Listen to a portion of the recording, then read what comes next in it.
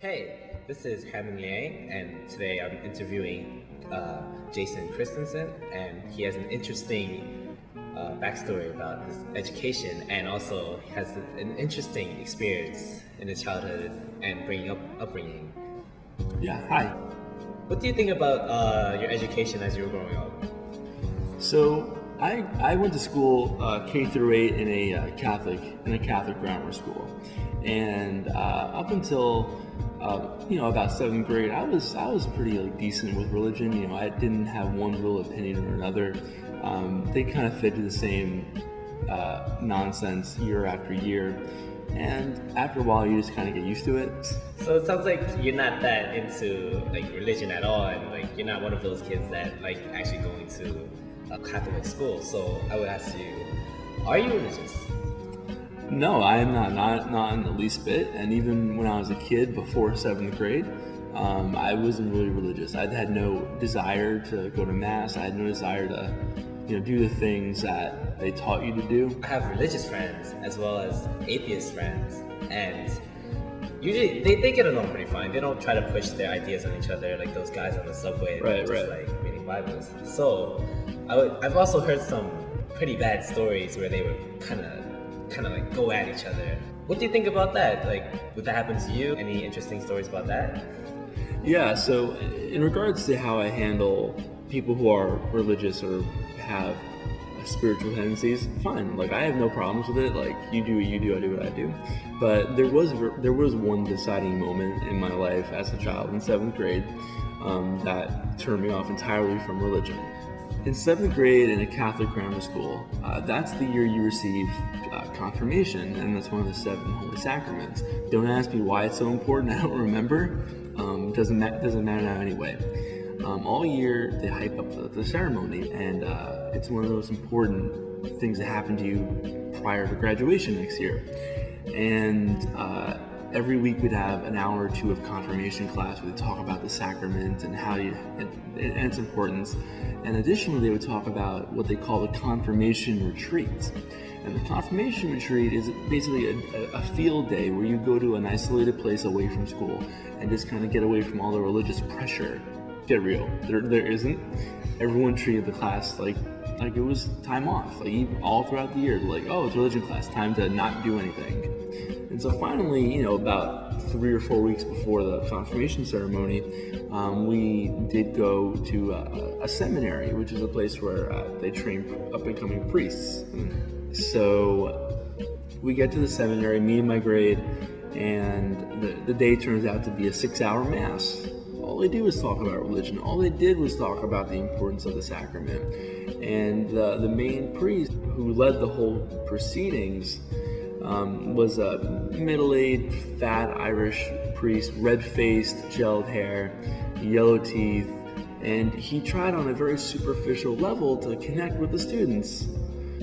Oh, my favorite radio station is Z100. Oh man, I really love so-and-so artist. Justin Timberlake is great. And it was just so phony and so artificial that I saw right through it.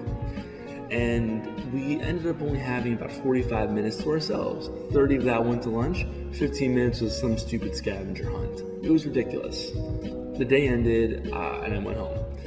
The next day, we had to write a reflection paper, and that paper consisted of me railing on the day before. I said the priest did not do his job. He cannot, in any conceivable way, connect with any student in that room. And bear in mind, of course, that I'm in seventh grade. I'm how old? I'm like, 11, 12 years old, something like that, 13. And what happened is I went overboard because I was so enraged because they had lied to me for several months. The next day, my homeroom teacher takes me outside the classroom into the hallway, and the back of my paper was all written up in red ink. Why was I so upset with the retreat? And I told her, look, I just wasn't thrilled by it, and I stand by what I said. Like, I think that's the reason for this. And she's like, just be thankful the principal is not looking to see this. Next day, my mother comes to pick me up because I'm still a kid, and she says the principal wants to see us. We go to the principal's office, and she hands my mother the paper that I wrote. My mom reads it, and my mom is like, so? Like, that's his opinion, that's how he felt. And the principal said, we can't give the sacrament to anyone who believes this or anyone who has this opinion. Well, to that I said, in my mind, shut the fuck up. The principal said, look, it's not my decision, ultimately it's the pastor's, so you have to talk to him. So a little bit about this pastor. His name was Father Terzani, and he had a bit of a reputation. This was his first year in my parish, and he already had a bad name for himself.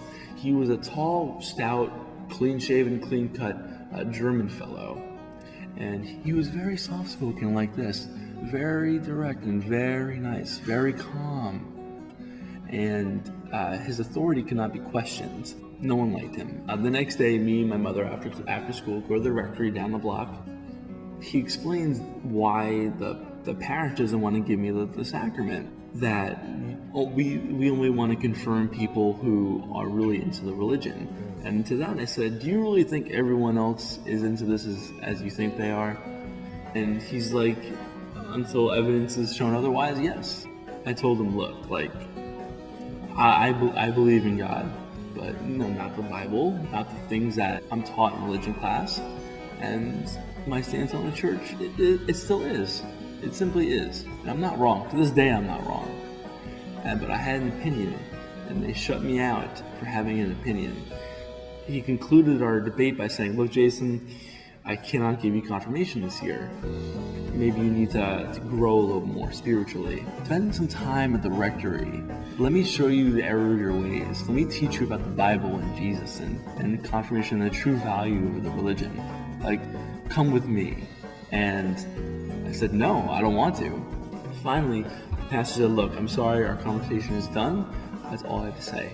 Like, and I'm really upset at this point. And the pastor's at the door, and my mother walks up to him, goes right in his face, puts a finger in his face, and says, "You're a child molester." At that point, the pastor's like, "I have no idea what you're talking about. Please leave." And the following year, they approached me in the beginning of 8th grade and said, "Do you want to receive the sacrament?" "Yes."